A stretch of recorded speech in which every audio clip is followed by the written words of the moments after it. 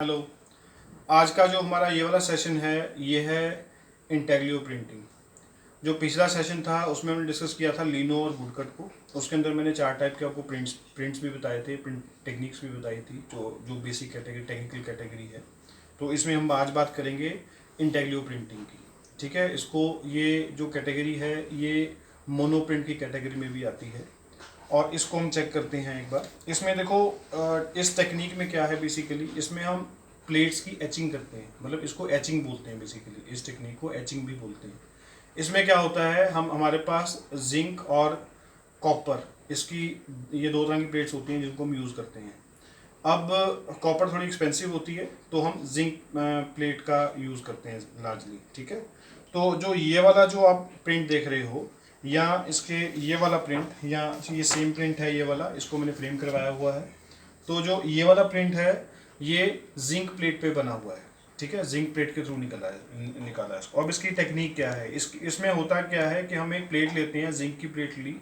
Zinc की plate को हम ब्राशों से साफ करते हैं ताकि उसके ऊपर जो अनवांटेड मटेरियल है और जो ग्रीसिंग वाला पोर्शन होता है, जो ग्रीस कई बार लगी होती है या ऑयल कंटेंट कहीं प्लेट पे लगा होता है, वो साफ हो जाए।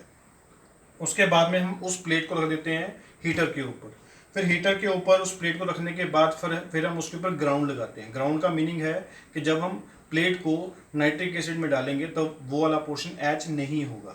ठीक है, तो ग्राउंड जो बनती है हमारी, वो बनती है लार्जली दो चीज़ों से। एक होता है बिटोमिन, बिटोमिन हम यूज़ करते हैं कलर के लिए। और उसके बाद एक चीज़ होती है, वो होता है बी वैक्स। बी वैक्स और बिटोमिन, इन दोनों को मिक्स करके हमारी ग्राउंड बनती है। ठीक है, तो जो ग्राउंड होती है, फिर ग्राउंड को हम प्लेट, जो गरम प्लेट है और हमारी जो वैक्स है, जब थोड़ा सा वो उसको हीटर के ऊपर जब हम प्लेट के ऊपर रखते हैं तो वो भी गर्म हो जाती है। तो फिर वो हम प्लेट के ऊपर अप्लाई कर देते हैं तो उसके ऊपर एक कोटिंग सी आ जाती है। ठीक है, फिर बात आती है ड्राइंग की। अब ड्राइंग जो होती है, ड्राइंग हम उसके ऊपर करते हैं ग्लास मार्किंग पेंसिल से, या कुछ आर्टिस्ट जिनको स्केच अपना क्लियर होता है, कुछ आर्टिस्ट उसके ऊपर डायरेक्ट ही जो नीडल होती है उससे काम करते हैं। ठीक है, तो जो नीडल से काम करते हैं लार्जली, नीडल से हम लार्जली जो ग्राउंड होती है उसको हटाते हैं, ग्राउंड को हटा देते हैं।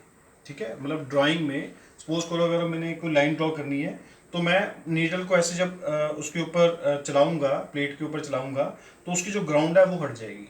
ठीक है, फिर उसके बाद में हम जब हमारी ड्राइंग उस पे कंप्लीट हो जाती है, फिर हम उस प्लेट को नाइट्रिक एसिड में डालते हैं। अब एसिड का क्या सीन होता है, एसिड के लिए हमारे पास ट्रेज होती हैं। ट्रेस के अंदर फिर हम एक कप, अगर हमने छोटा सा कप अगर हम नाइट्रिक एसिड का डाला तो 3 कप या 4 कप हम पानी का डालेंगे, या अगर लाइट करना है तो 6 to 8 कप्स भी डाल सकते हैं। ठीक है, according to the requirement of a sketch. जो हमारे पास सॉफ्ट अगर लाइंस चाहिए, हमें अपने स्केच में सॉफ्ट लाइन चाहिए तो हमें थोड़ी सी सॉफ्ट एचिंग करनी होती है। अदरवाइज अगर आप थोड़ा सा हार्ड एचिंग कर दोगे तो उसमें प्लेट एकदम जल्दी से इरोड हो जाएगी। ठीक है, सो इसमें होगा क्या, जब आप एचिंग जब आप प्लेट में डालोगे, जब आप उस नाइट्रिक एसिड में डालोगे प्लेट को, उसमें होता क्या है कि जो आपने ग्राउंड हटाई है वहाँ से वो जो जिंक प्लेट है वो इरोड होनी शुरू हो जाती है और कुछ उसमें बबल्स आते हैं। तो उसके लिए हम फैदर्स का यूज़ करते हैं, मतलब फैदर जो ये बर्ड्स के फैदर होते हैं, ये उनका हम लार्जली यूज़ करते हैं। तो वो उससे हम बबल्स को हटाते हैं। मतलब जैसे एक लाइन है, उसके ऊपर बबल आएगा, जब वो रिएक्ट करेगा तो वहाँ पे बबल बनेगा। फिर जितना वो फैदर से हम उसके ऊपर ऐसे फेर देंगे तो बबल हट जाएगा, फिर वो फिर एच हो जाएगा। ठीक है, तो अब यहाँ तक आ गया हमारे पास स्केच। जब हम उसके बाद प्लेट निकालेंगे तो हमारे पास स्केच तैयार हो गया। तो जो स्केच आया, स्केच को फिर हमने जब इंक करनी है, अब जब प्रीवियस वीडियो में आपने देखा था कि जो हमने कार्व आउट स्पेस किया था वो आया था आपका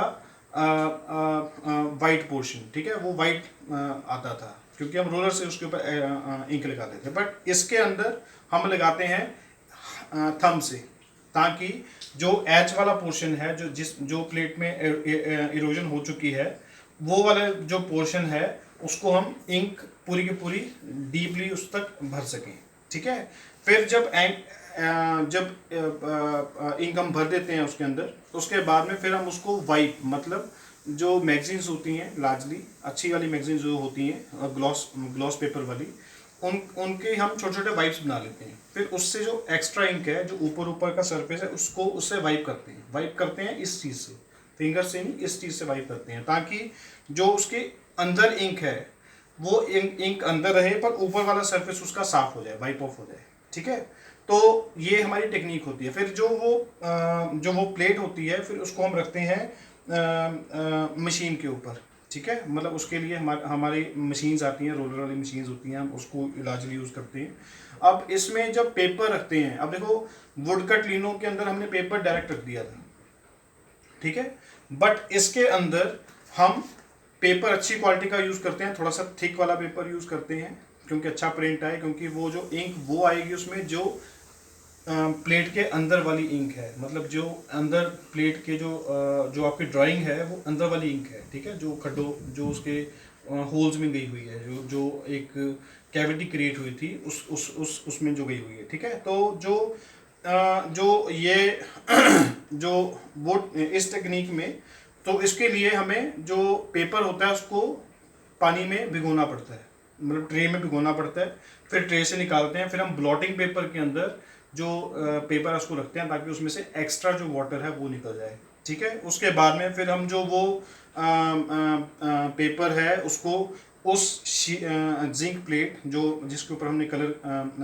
प्रिंट वाइप ऑफ किया हुआ है, या मतलब प्लेट प्रिंट के लिए तैयार है, उसके ऊपर हम रखते हैं। पहले प्लेट, उसके ऊपर आती है हमारा शीट जो वेट है, फिर उसके ऊपर आती है फेल्ट का मतलब एक फेल्ट होती है, उसके ऊपर वो आ जाती है। फिर वो हम उसको रोलर के ऐसे घुमाते हैं। बेसिकली जो हमारी मैं आपको मशीन भी दिखा दूंगा, अभी मशीन की ड्राइंग बनाई थी मैंने, जो वुड कट वाली में ड्राइंग थी, मशीन की ड्राइंग थी वो। तो जब हम उसको घुमाते हैं तो वो हमारी जो प्लेट है वो उसके बीच में से निकलती है। दैट्स हाउ वी क्रिएट ये एचिंग का प्रिंट। ठीक है, so this is a technique जिसके थ्रू मल्टीपल प्रिंट्स निकलते हैं, और आई थिंक आपको समझ में आ गया होगा। सो एक बार मैं आपको जो मशीन है उसका वीडियो जो प्रिंट है वो भी दिखा दूँ।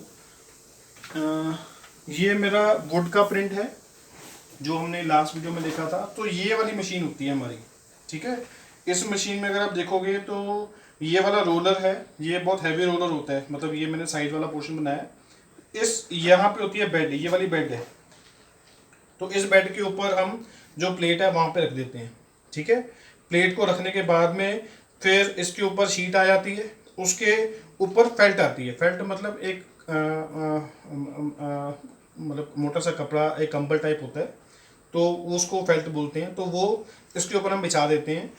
उसके बाद में ये यहाँ पे ये वाली इलेक्ट्रिक मशीन थी, मतलब ये इलेक्ट्रिक मशीन है, तो इसको हम या तो ऐसे घुमाते हैं, मतलब इसमें घुमाने वाला मैनुअल ऑप्शन भी होता है, और इसमें ये वाला यहाँ पे स्विच होता है, और इसका मशीन का स्विच यहाँ पे कहीं होता है। तो उसको ऐसे आप घुमा दोगे तो फिर वो वहाँ से उसका जो बेड है ये आगे चलेगा, तो आपका प्रिंट यहाँ, मतलब ये जो प्लेट है वो यहाँ पे आ जाएगी थ्रू दिस प्रोसेस। तो फिर जब आप उसकी फेल्ट उठाओगे तो पेपर को बड़े प्यार से हम उठाते हैं, ताकि उसकी रजिस्ट्रेशन ख़राब ना हो। देखो प्रिंटिंग के अंदर रजिस्ट्रेशन इज़ वेरी इंपॉर्टेंट। ठीक है, एंड फिर अब हम मेरे कुछ और वर्क्स भी हैं जो ये जिंक में हैं, जिंक प्लेट में मैंने किए थे। ये कलर वाले हैं, इसमें एक्वाडेंट का मैंने यूज़ किया था। अब आप इसको अगर देखोगे ध्यान से, एक ये वाला वर्क है, ये बेसिकली सीरीज थी ये वर्क्स की मेरी, ये वाली, ये एक वर्क है। ठीक है, ये प्रॉपर से एक दूसरा ये वाला है, और जो थर्ड वन है, मतलब ये एग्जैक्टली ऐसे ही है जैसे आपको दिख रहा है। ओके, ये ऐसे है।